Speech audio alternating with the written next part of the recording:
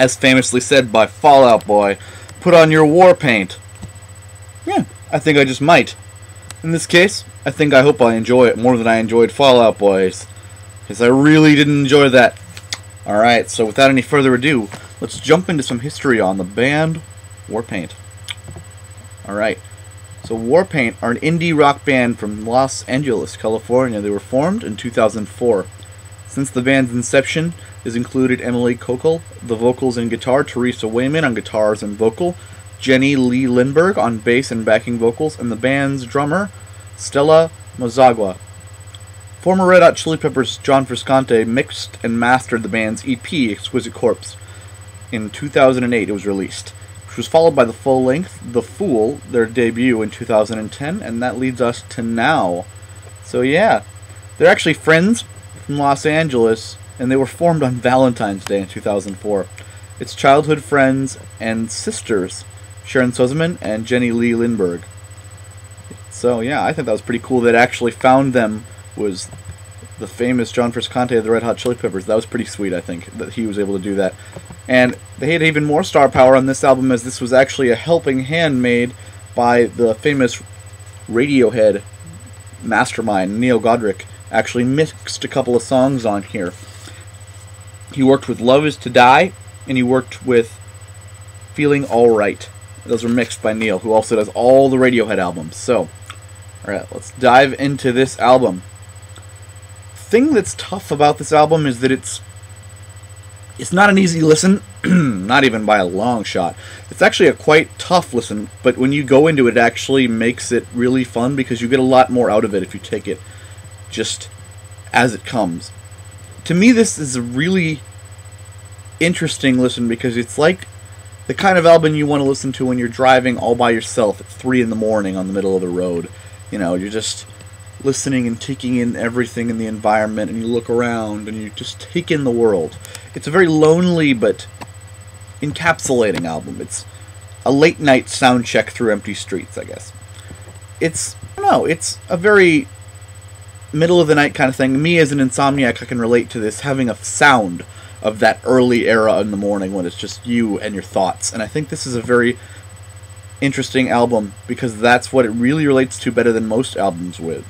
And yeah, they do a great job. The thing is, it feels so connecting. At the same time, though, it also fades away so quickly. It's like the listener becomes interested in this Warpaint emotion of being alone and with yourself, and then you keep coming back, it grows with you, and you just want to learn more from it. And then as soon as you get into it, it reaches out to you with an intimate feel of it's alone with yourself, and then it's gone. It's like, wow, I have this interesting respect for myself from this album, but now it's gone and I wish it was still here. It's hard to describe, but if you really open it up to it, it's an interesting listen. So let's go through this track by track. Here's Warpaint. The intro is a weirdly worded, like, powerful drum folk start that leads straight into the next song, Keep It Healthy. It continues on from there, and it's a very good example of just a powerful drum lead in, because it just, you can feel the intensity they have going on this song. And the next one is just keeps going. It's Keep It Healthy. It continues there with a very indie alt-rock sound, but it has a lot of folk vibes in the vocals. The next one is my personal favorite on the album. It's Love Is to Die. It's the lead single and one of the best songs on here. It was mixed, like I said, by Neil Godric, the Radiohead mastermind, but it has a lot of things going for it. It's got a mix of rock and ambient and folk, and it's just sort of all swirled around and come into one. They've got some ambient folk, indie, psychedelic, alt-rock, and it's just all works. You know, it doesn't feel forced, and it's really interesting how they were able to pull that off. The next song on here is called Hi. Yep, like, hi. It's a very psychedelic folk song that changes the pace of the album. I mean, it changes. There are psychedelic influences, but this one is just pure, like, in-your-face, psychedelic. And it adds to the album because it's got this desert rocky feel to it. This song is about nocturnal relationships. That's what they said it was about, at least. The next song on here is called Biggie, and it's a song about destroyed memories. They add synths to the already ambient folk sound of the album, and it starts to become slightly layered, like, you know, just on this feel of it. The next song after that is called Tease. It's a more stripped down song. It makes use of just an acoustic guitar and vocals. There's some other things, but it's mostly just those two things. and it's interesting to hear the difference because of the lack of layers. After that, we get into Disco Very, which is another very strong song on the album. It's influenced by MIA, of all things. It adds a bit of dark, like haunting ambience to the folk sound, and it's another huge highlight on the album. I like it a lot. Go In is another quieter song making use of piano. It makes more use of piano than it does the guitar and synth of the rest of the album. And it's interesting because of that. I think it's just comes out of nowhere to me. The piano just leads in and you're like, oh, well that's different. Okay. Feeling Alright is the second song that was mixed by Neil Godric, and it shows because this is a more of an R&B song of all things, but it's got mixed elements of folk thrown in, but it's an R&B song, but it works.